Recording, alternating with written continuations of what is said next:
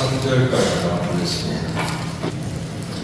아브라함이 애굽에서 그와 그의 아내와 모든 소유와 롯과 함께 내게 들어올라가니 아브라함에게 가축과 은과 금이 풍부하였더라. 그가 네게부에서부터 들을 떠나 베델에 이르며 베델과 아이 사이 곧 전에 장막 쳤던 곳에 이르니 그가 처음으로 제단을 쌓은 곳이라. 그가 거기서 여호와의 이름을 불렀더라. 아브라함의 일행 롯도 양과 소와 장막이 있으므로 그 땅이 그들을 구하게 되었으니 이는 그들의 소유가 많아서 구할 수 없었음이니라. 그러므로 아브라함의 가축의 목자와 롯의 가축의 목자가 서로 다투고 또 가나안 사람과 브리스 사람도 그 땅에 거주하였느니라. 아브라함이 롯에게 이르되 우리는 한 친족이라. 나나 내 목자나 내 목자나 서로 다투게 하지 말자.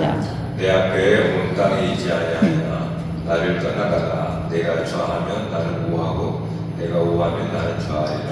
이에 롯이 눈을 들어 요단 지역을 바라본즉 수알까지 온 땅에 물이 넉넉하니 여호와께서 소돔과 고모라를 멸하시기 전이었으므로 여호와의 동상 같고 애굽 땅과 같았더라. 그러므로 롯이 요단강 지역을 택하고 동으로 옮기니 그들이 서로 떠나지라. 아브라함은 하나님의 바다도 롯은 그에서 교체되어 머물며 그 장막을 보며 소돔까지 이르렀다. 이렇게 봅니다. 소돔 사람은 여호와와 계약하며 현재인이었더라. 이야기를 함께 이해를 해야 됩니다. 자, 우리 말씀, 우리가 읽었던 말씀, 우리 3절, 4절 제가 한번 읽을게요. 3절, 4절 보면은 네게부에서부터 베델에 이르며 베델과 아이 사이 곧 전에 장막 쳤던 곳에 이르고 처음으로 제단을 쌓은 곳이라. 그가 거기서 여호와를 불렀더라. 이렇게 되어 있단 말이에요. 자, 이 똑같은 말씀이 12장 8절, 9절, 8절에 자, 12장 8절 앞장이니까 한번 볼까요? 시작.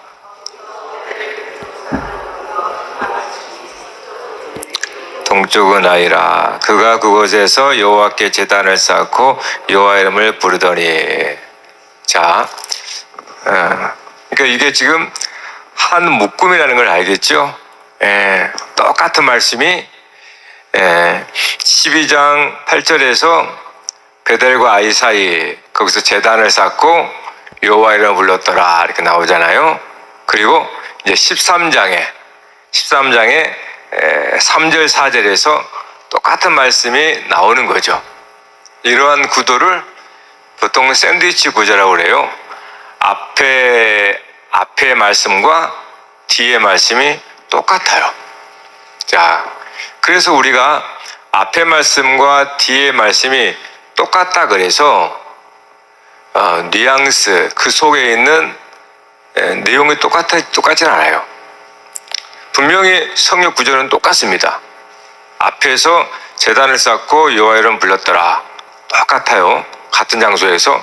뒤에도 똑같은 말씀이에요. 그런데 우리가 알듯이 그 사이에 사건이 하나 있는 겁니다. 그게 우리가 지난번에 2번에 걸쳐 봤던 애굽에 내려간 사건이에요. 그러니까 애굽에 내려간 그 사건으로 인해서 똑같은 말씀이 전혀 다르게 이제 느껴지는 겁니다. 물론 오늘 우리가 그래야 됩니다. 아브라함이 가나안 땅에서 여호와의 말씀을 듣고 그 앞에 제단을 쌓고 여호와 이름을 불렀다라고 했을 때의 그때 아브라함의 심정과 애굽에서 한 사건을 겪고 나서 그런 다음에 다시 올라와서 같은 장소에서 또 여호와께 제단을 쌓고 여호와를 불렀더라 했을 때 똑같은 말씀이지만 완전히 달라요. 누가 다르냐? 아브라함이 마음 자세가 완전히 달라요. 오늘 그것이 우리가 오늘 생각해 봐야 할 핵심입니다. 자, 이건 우리들의 삶의 신앙생활의 원리도 똑같아요. 항상 말씀하듯이 이제 아브라함을 단순히 믿음의 조상, 과거의 조상 아브라함만 보시면 안 됩니다. 아브라함은 우리는 그 안에 들어가 있는 거예요. 그러니까 아브라함의 이야기가 곧 내 이야기라는 거를 우리는 꼭 그렇게 기억하고 이제 봐야 됩니다. 이와 같아요. 쉽게 말하면 여러분 예수를 믿습니다. 사형리를 통해서 고백해요. 예수를 믿습니다. 그게 마치 아브라함이 가나안 땅에 처음 들어가서 하나님께서 네 땅을 네 자녀에 주리라 할 때 제단을 쌓고 거기에 여호와를 불렀다와 같아요. 그런 다음에 우리는 세상으로 나가죠. 그리고 그 세상에서 애굽이라는 세상에서 우리가 많은 사건을 겪습니다.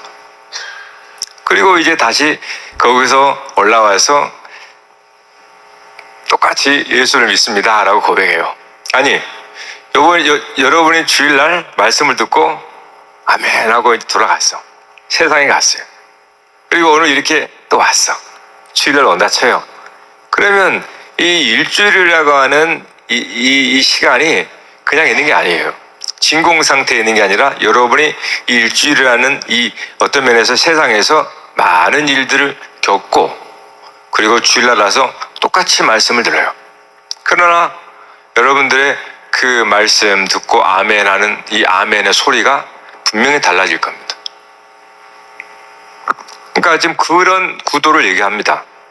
그래서 아브라함이 하나님 여호와 이름을 불렀다. 그리고 애굽에 내려갔다. 다시 올라와서 다시 여호와를 불렀다. 이것은 전혀 다른 아브라함의 심령을 이제 우리가 알게 돼요. 자, 그럼 그게 뭔가? 여러분 애굽이라고 하는 것은 이제 네게브 남방이라고 나오고 12장에서는 남방, 네게브라는 히브리어 뜻이 남방, 남쪽이라는 뜻이에요. 마른 땅, 광야. 실제로 이스라엘 지도를 보면 이스라엘 있고 그다음 밑에 이제 이집트, 애굽이 있단 말이에요. 이스라엘에서 남방으로 가면 광야예요, 광야. 실제로도. 네게브를 지나서 애굽으로 가는 거거든요. 그래서 이 광야가 네게브라는 뜻이에요. 남방. 이것이 이제 사실 광야입니다, 광야.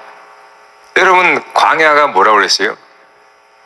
이제 나중에 이스라엘 백성들이 출애굽을 하고 광야를 지나잖아요. 홍해를 건너 광야를 지나요. 이게 똑같아요. 똑같지만 다릅니다. 보세요. 출애굽하는 그 구원이란 말이에요. 구원이에요. 그리고 광야를 지나고 이제 약속의 땅으로 또 요단강을 마치 홍해를 걷는 것처럼 또 요단강을 또 건너죠. 유사한 패턴이잖아요.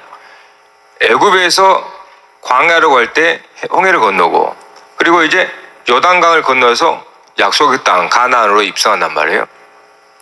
그러나 출애굽에서 애굽 홍해를 걷는 것과 요단강에서 약속의 땅 가나안으로 들어가는 차원은 다릅니다. 유사해요. 구원의 모습은 유사한데 차원이 달라요. 그와 같은 거죠. 그러므로 우리의 삶이라는 건 뭐냐? 신명기 8장에 모세가 이런 얘기를 합니다. 네 하나님 여호와께서 이 40년 동안에 네게 광야 길을 걷게 하신 것을 기억하라. 이는 너를 낮추시며 너를 시험하사 내 마음이 어떠한지 그 명령을 지키는지 지키지 않는지 알려 하심이라. 그러니까 광야는 뭐냐 하면 네가 하나님의 말씀을 지키는지 지키지 않는지 알려 하심이라 라는 시험 장소예요. 오늘 말씀으로 치면 아브라함이 가나안 땅에 들어가서 하나님께서 이 땅을 네 자손에게 주리라 라고 말씀하니까 아멘 하고 제단을 쌓습니다. 그리고 여호와 이름 불렀어요. 그리고 나서 이제 기근이 들고 애굽으로 갑니다. 그러니까 애굽은 뭐냐? 마치 광야 같은 거예요. 네가 하나님의 말씀을 지키는지 지키지 않는지 내가 보마. 그게 애굽이에요. 그러니까 우리의 삶이라는 거는 여러분의 삶 전 기간은 뭐냐 하면 하나님의 말씀, 약속이잖아요. 하나님의 약속을 신뢰하느냐 신뢰하지 않느냐를 내 삶 전체를 통하여서 확증하는 거예요. 세상이 광야라고 하잖아요. 광야 같은 세상은 그란 말이에요. 그러니까 우리가 세상을 사는 기간은 마치 아브라함이 하나님의 약속을 믿고 그런 다음에 애굽에 갔다가 다시 돌아오잖아요. 그처럼 우리가 이 세상은 하나님의 약속을 내가 알고 그 약속을 신뢰하는지 믿는지 불신하는지 라고 하는 시험이에요. 그게 세상의 삶이에요. 그러니까 우리는 온 기간, 온 삶 전체를 통하여서 하나님의 말씀, 약속을 신뢰합니다. 신뢰하지 않습니다. 라고 하는 그 시험인 거죠. 그래서 인생은 시험의 연속이에요. 여러분, 하나님을 부르기 전까지예요. 마지막에 더 시험이 커요, 사실은. 솔직히. 마지막에 갈수록 훨씬 시험이 큽니다. 철로 역정을 봐도 그렇죠. 철로 역정에서도 마지막 천국문 앞에서도 마귀가 시험하잖아요. 그러니까 오히려 어렸을 때보다도 천국 주님 부르는 그 마지막에 갈수록 훨씬 더 시험이 큽니다.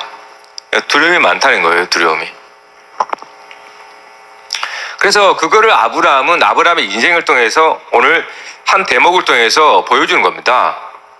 여호와 이름을 불렀습니다. 입으로 시인했어요. 여호와 이름을 불렀습니다. 그런 다음에 네가 입으로 시인한 그것을 애굽이라고 하는 광야에서 세상에서 이제 확증해 가는 거죠. 네가 그 말씀을 믿는지 믿지 않는지. 이게 여러분 세상 여러분의 삶이에요. 자, 그거를 12장에서도 그렇고 오늘 말씀도 그렇고 베델과 아이 사이라고 그랬죠. 바로 그게 아브라함의 위치예요. 우리들의 위치입니다. 베델과 아이 사이예요. 베델, 베트엘, 하나님의 집이란 뜻이에요. 아이, 여호수아 때 아이성 나오죠. 아이성에서 패해버리잖아요. 이 아이라고 하는 히브리어가 페어덤이에요. 페어덤이 무가치한 그런 거란 말이에요. 그러니까 왜 여호수아 때 지는지 또 나와요. 그러니까 우리는 요 사이에 있는 겁니다. 베델로 돌이킬 건가 아니면은 이 아이로 향할 건가. 요 사이에서 머뭇거리는 게 우리 인생이에요. 그래서 아브라함이 가나안 땅에 기근이 들자 베델에서 아이로 돌립니다. 그게 네게브 사막, 네게브 광야로 간다는 거예요. 남방으로. 그게 애굽이에요. 그러니까 아이로 향했다는 것은 애굽으로 향했다는 거예요. 그래서 그 애굽에서 이제 많은 것을 이제 아브라함이 경험을 하죠. 그러면 자, 지난 시간에 애굽에 대해서 이제 살펴봤는데 애굽에서 아브라함이 뭐를 겪었냐? 거기서 아브라함이 깨달은 게 뭐냐? 애굽에 내려갔더니 거기서 사레죠. 여기까지. 사레가 위기를 겪잖아요. 바로의 아내로 취해버립니다. 네, 아브라함이 아내를 누이라 속이고 그 아랫담을 보고 바로가 사례를 취하죠. 그리고 아브라함에게는 그 지참금 대가로 금은보와 양과 소와 이걸 몽땅 줘요. 그런데 하나님께서 바로에게 재앙을 내리사 사라를 돌보죠. 그리고 다시 이제 아브라함으로 돌아가는 장면인 거예요. 자, 그러면 애굽에서 아브라함이 겪은 게 뭘까? 그 겪은 결과가 오늘 말씀이에요. 네. 그러니까 아브라함이 애굽에서 그 사건을 겪고 나서 그런 다음에 오늘 말씀에 와서 이제 롯의 소양이나 이게 너무 많아가지고 이제 갈라지잖아요. 그러면서 너는 네가 저하면 나는 우하고 네가 우하면 나는 저하리라 하면서 롯과 헤어집니다. 자, 이거는 그냥 재물이 많아서 그런 게 아니에요. 여기에는 아브라함이 애굽에서 겪었던 일의 결과예요. 그러니까 아브라함은 애굽에서 얻은 금은 모아로 말미암아 롯과 다툼이 생기는 겁니다. 그러니까 애굽에서 얻은 그러한 재물들은 이제 다툼이 되고 결국은 롯이 떠나게 돼요. 이것이 아브라함이 뭔가 새롭게 믿음의 변화가 있었다는 거예요. 참, 그럼 그게 뭘까? 아브라함이 애굽에서 어떠한 이 사건을 통해서 무엇을 그는 깨달았을까? 그거는 아브라함 부끄러워요, 부끄러움. 한마디로 말하면 부끄러움입니다. 그 부끄러움을 이제 우리는 너무나 친밀하게 아내 사례를 팔아버린 거예요. 아내 사라를 팔고 그 대가로 금은보와 재물을 얻은 겁니다. 그러니까 이것이 뭐냐 하면 아브라함은 이 사건을 통해서 무엇을 깨달았냐 하면 자기의 믿음 없음, 그리고 믿음 없음을 이제 깨닫게 된 거예요. 그것이 뭐냐 하면 아브라함이 처음 가나안에 올라갔을 때 거기서 그는 하나님의 약속을 듣고 거기서 제단을 쌓고 여호와를 불렀습니다. 아주 그냥 그것만 보면 아브라함 믿음 대단한 것 같죠. 본인도 그랬을 거예요. 여호와께서 이 땅을 주리라 하니까 거기에 제단을 쌓고 여호와 이름을 불렀단 말이에요. 그런데 이제 기근이 확 들자 아브라함은 남방으로 가버려요. 애굽으로 들어가 버립니다. 그 애굽에서 아브라함의 자신을 발견한 거예요. 그 자신이 뭐냐? 자기 안에 자기 안에 있는 애굽의 사람. 그러니까 이렇게 보니까 자기 안에 있는 애굽적인 본성이 드러난 거예요. 그 애굽의 본성이 뭡니까? 그것이 재물이에요. 바로를 통해서 바로가 그에게 양과 소와 종과 노비와 오늘 말씀에 또 금은 뭐라고 그렇게 나와요? 그거를 아브라함이 얻은 겁니다. 그게 아브라함 안에 있는 내재되어 있는 본성이에요. 그거를 이제 애굽이라고 하는 난 상징으로 이야기한 거예요. 그러니까 아브라함이 하나님의 말씀을 믿었지만 이 사건 전에는 자기도 나는 하나님 먼저 믿는다고 생각을 했어요. 가나안 땅 처음에. 그러나 가나안의 기근이 들자 상황이 악해지고 상황이 좋지 않자 스물스물 그 속에 있는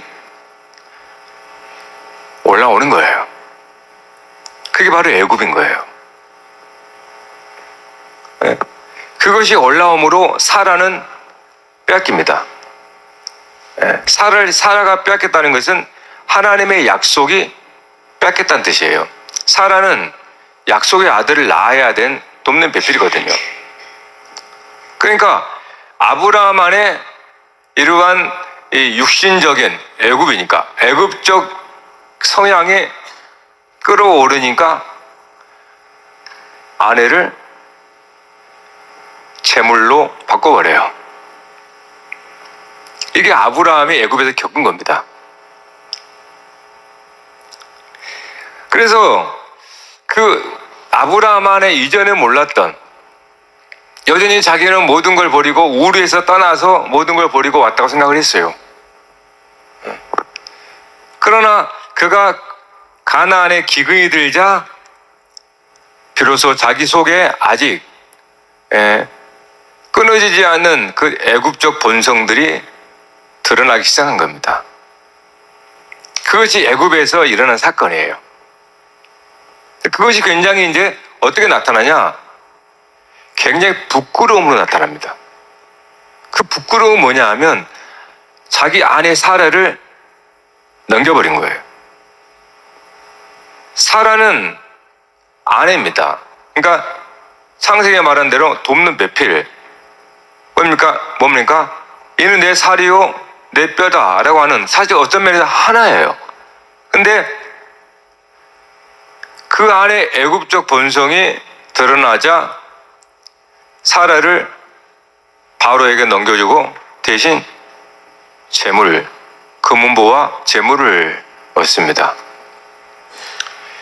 이것을 아브라함이 이제 하나님께서 깨닫게 하신 거죠. 그게 얼마나 부끄러운 일이냐. 얼마나 부끄러운 일이냐. 응? 롯은 아브라함의 조카죠. 근데 오늘 말씀 보면 롯은 아브라함 속에 내재되어 있는 그런 애굽적 본성의 상징이죠. 롯이라고 하는 건. 그래서 롯이 10절 하반절에 그는 뭡니까? 롯이 눈을 들어 요단 지역을 바라본즉 온 땅에 물이 넉넉하니 여호와께서 소돔과 고모라 멸망하기 전이었으므로 여호와의 동산 같고 애굽 땅과 같았더라라고 하죠.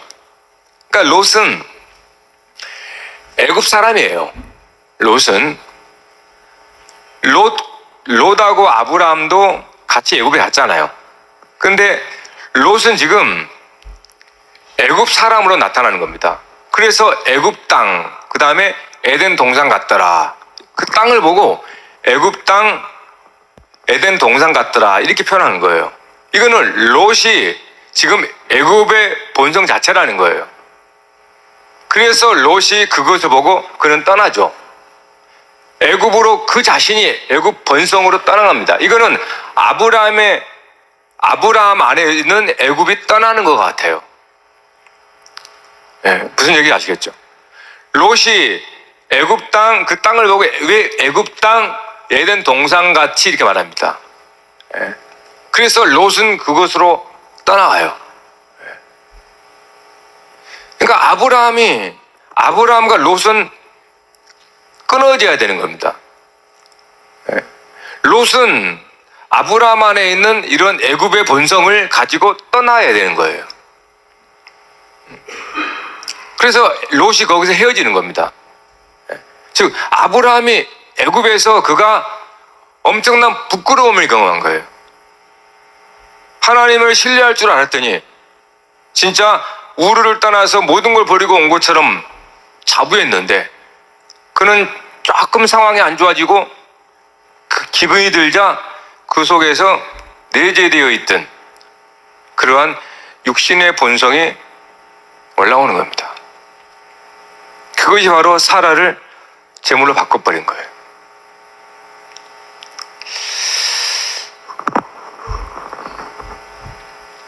그래서 하나님께서 이후에 땅을 구체적으로 주죠. 동쪽과 서쪽을 바라보라. 보이는 땅을 내가 너와 네 자손에게 주리니 영원히 이르리라. 내가 네 자손이 땅의 티끌같이 하리니 사람이 땅의 티끌을 응시할 수 없을지는 네 자손도 세리라. 자, 땅을 뭐라고 그래요? 자손으로 말하잖아요. 그러니까 가나안 땅, 애굽 땅은 가나안 사람, 애굽 사람이란 뜻이에요. 사람을 땅으로 좀 비유하는 거예요. 그러니까 하나님께서도 다시 한번 약속을 구체화시키잖아요. 즉 땅을 얘기하는데 자손을 티끌 같게 하리라 이렇게 말하잖아요. 이게 하나님의 약속이니까. 하나님의 약속은 자손이거든요. 근데 그걸 땅으로 말하는 거예요. 그러니까 땅의 먼지와 같이 네 자손을 그렇게 많이 주리라 이렇게 한단 말이에요. 결국은 사람 이야기인 거예요. 땅을 가지고 아브라함이라고 하는 안에 있는 가나안 아브라함의 약속의 땅과 애굽 땅을, 네 속에 애굽 땅이 있지 않냐? 여러분 안에 애굽 땅이 있지 않냐? 그 애굽 땅을 하나님은 드러내는 거예요. 삶을 통해서. 우리에게 분명히 약속의 땅을 주었는데 이 약속의 땅에 조금 괴롭고 뭔가 시련이 오니까 내 속에 아주 육신적인 그러한 애굽 땅이 들고 일어나서 우리를 그 애굽 사람이 되게 만드는 거예요. 그걸 드러나게 하는 거예요. 그게 어디냐? 그게 세상이에요. 오늘 우리가 하나님을 믿는다 그러잖아요. 근데 우리가 세상은 어떻습니까? 세상에서 우리가 사는 게 뭐고, 지금도 사람들이 전쟁을 하고 난리인데 뭘 위해 살죠? 재물 아니에요? 재물? 물질 아닌가요? 여러분, 물질 아니에요? 여러분, 모든 거 다 재물로 귀결됩니다. 이 세상. 그런데 만일에 오늘 우리는 이 말씀을 통해서 깨닫는다면 굉장히 수치스러운, 부끄러운 일을 하고 있구나 라는 거를, 여러분이 그거를 깨달아야 됩니다. 우리가 세상에서 열심히 살고 많은 재물을 얻고 소유를 늘리고 부자가 되고 이런 것이 세상은 자랑으로 여기죠. 그러면 아브라함이 자랑거리가 돼야 됩니다. 아브라함은 애굽에서 거부가 돼버렸거든요. 그러면 아브라함은 아주 그냥 자랑스럽게 가야 되잖아요. 그런데 아브라함은 거기서 고개를 푹 숙인 부끄러움을 그는 깨달은 겁니다. 그 부끄러움이 자기 이 살과 피가 되는 아내를, 사라를 제물로 바꿔버린 거예요. 이게 부끄러움이에요. 그럼 이거 부끄럽지 않으면 뭐가 부끄러운가요? 그러니까 우리가 세상에서 재물을 탐하고 뭔가 이렇게 세상 사람들은 물질을 쌓고 하는 것은 그냥 그것만 보면 이게 부끄러운지 몰라. 오히려 도리어 더 많은 재물을 쌓는 것을 하나의 명예로 생각하고 자랑거리로 생각하고 자기의 커리어라고 본단 말이에요. 전혀 부끄럽지 않단 말이에요. 그런데 오늘 말씀을 우리가 듣는다면 우리는 누구냐? 우리는 약속의 자녀입니다. 근데 하나님의 이 약속에 대해서는 전혀 생각하지 않고 바로가 주는 그런 재물과 물질에 우리가 더 취한다면 우리는 사라를 팔아버리는 것과 같은 거예요. 네. 여러분에게 사라가 누굽니까? 아담과 하와, 하와의 하와, 사라의 사라. 사라는 누구냐? 돕는 배필이죠. 돕는 배필이 뭡니까? 신약에서 보혜사 성령이잖아요. 그리스도란 말이에요. 우리 가운데 그리스도, 성령이 우리 가운데 계시는 겁니다. 근데 그게 약속이에요. 하나님의 약속. 하나님의 마지막 약속은 성령입니다. 우리 가운데 성령, 보혜사 성령, 돕는 자, 성령님이 우리 가운데 오셨습니다. 이 약속이에요. 이 약속을 붙들고 이 약속의 말씀을 따라서 순종하며 사는 것이 순전한 거룩한 삶인데, 우리는 삶의 기근이 오자 세상으로 나가서 우리는 이 사라를 속여서 세상에게 팔아버리고 나는 대신 재물을 얻는 거예요. 우리는 엄청난 부끄러운 존재입니다. 이걸 만약에 부끄러움을 깨닫지 못하면 우리는 아내를 팔고도 전혀 부끄럽지 않다는 뜻이에요. 네? 즉 성령을 팔아버린 거예요. 내 영혼을 팔아버린 겁니다. 내 영혼을 재물과 바꿔버린 거예요. 그러면서 부끄러워하지 않는다? 그러니까 죄가 이렇게 무서운 거예요. 죄가 무서운 이유는 자기가 아픈지도 몰라요. 자기가 죽는 병에 걸렸는지도 몰라요. 그리고 마지막까지 그냥 죽는지도 모르고 살다가 한순간에 꽥 가버려요. 죄가 그렇게 무서운 겁니다. 죄는 우리의 영혼을 마비시켜버려요. 감각을 없게 만들어버려요. 그러니까 아브라함이 자기 사라를 팔아버렸다는 거아니에요. 그걸 아브라함이 그 애굽에서 겪고 깨닫게 된 거예요. 그래서 너는 좌하면 나는 우하리라. 이제 아브라함에는 땅이 없습니다. 이거는 땅이 권리가 없다는 뜻이에요. 네 마음대로 해라 그 말이에요. 네가 하면 나 이리 가겠다. 이거 하면 나 이리 가겠다. 아무런 주장이 없어요. 그럼 부끄러운 자가 무슨 염치가 있다고 땅을 얘기하겠습니까? 그러니까 우리는 하나님 앞에 진짜로 고개를 못 들어요. 사실은 들 수가 없어요. 우리는 다 가늠한 자거든요. 그러니까 이 세상만 보면은 우리가 부끄러운지 모릅니다. 왜냐하면 남들 다 그렇게 하거든요. 세상에 다 그렇게 하고 지금은 이제 앞으로는 더해요. 진짜로. 그러니까 오히려 우리는 그것이 자랑스러운 일인 줄 알아요. 예수 믿는 사람이 예수를 안 믿고 하나님을 모르는 사람이라면 상관없어요. 근데 하나님을 믿는다 하고 그리스도를 우리 가운데 임재하시고 성령이 우리 가운데 계신다 하면서 여전히 세상에 그러한 재물과 물질을 쫓아가는 그러한 것을 뒤따라가면서 오히려 그거를 더 달라하며 부러워하며 나는 것은 이건 부끄러운지도 모르는 거예요. 여러분의 보혜사 성령님은 마치 사라와 같이 우리와 함께 있는 겁니다. 그게 우리의 영혼이잖아요. 네? 그러니까 우리 그리스도의 영인 보혜사, 그러니까 우리는 그리스도 앞에 너무나 부끄러운 거예요. 그리스도를 넘겨버리고 세상에 재물을 얻은 거거든. 내 영혼을 팔아버리고 물질을 얻은 거예요. 나와 가장 가깝고 가장 사랑하고 가장 좋아하는 게 이게 아내로 표현된 거예요. 사라로. 그래서 사라를 넘겨줘 버린 거예요. 넘겨주고 바로로부터 금은 보화를 받는 거예요. 그러니 얼마나 부끄럽습니까? 그 부끄러움을 아브라함이 깨달은 겁니다. 만일에 거기서 애굽에서 아브라함이 깨닫지 못했다면 이런 이야기도 없어요. 롯과 헤어지지도 않아요. 아마 아브라함이 욕심나가지고 오히려 애굽 땅 이쪽 요단 땅을 더 차지했을 거예요. 그런데 아브라함은 자기의 부끄러움을 깨달은 거예요. 그래서 롯에게 네가 원하는 대로 가라.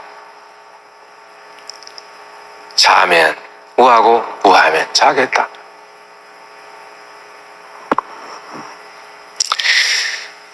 여러분, 우리가 이 세상에 사는 게 그겁니다. 베델과 아이 사이에 서 있는 거예요.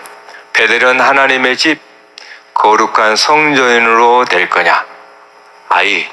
아이는 아이성,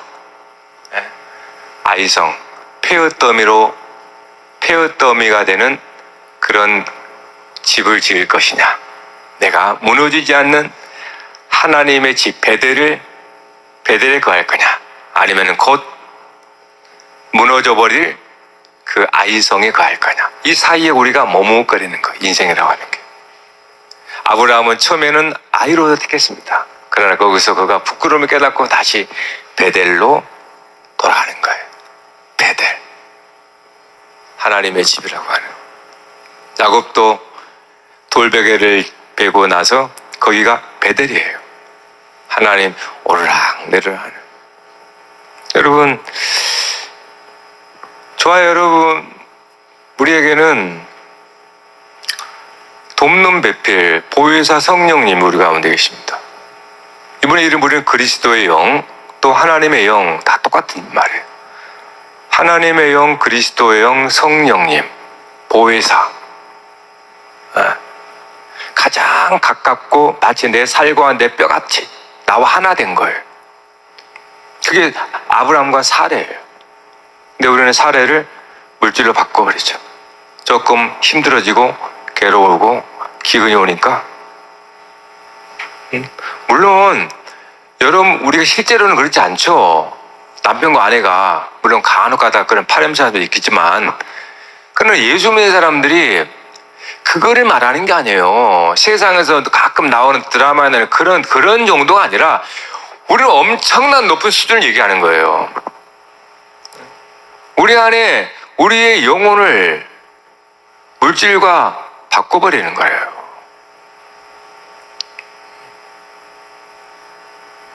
그게 아브라함이 오늘 우리에게 주는 말씀입니다. 우리가 이 세상에서 받는 시험이에요, 시험. 그래서 마귀가 뭐라고 시험해요? 네가 하나님의 자녀라면 이렇게 말해요. 돌을 갖다가 떡을 만들어 봐. 물질이잖아요.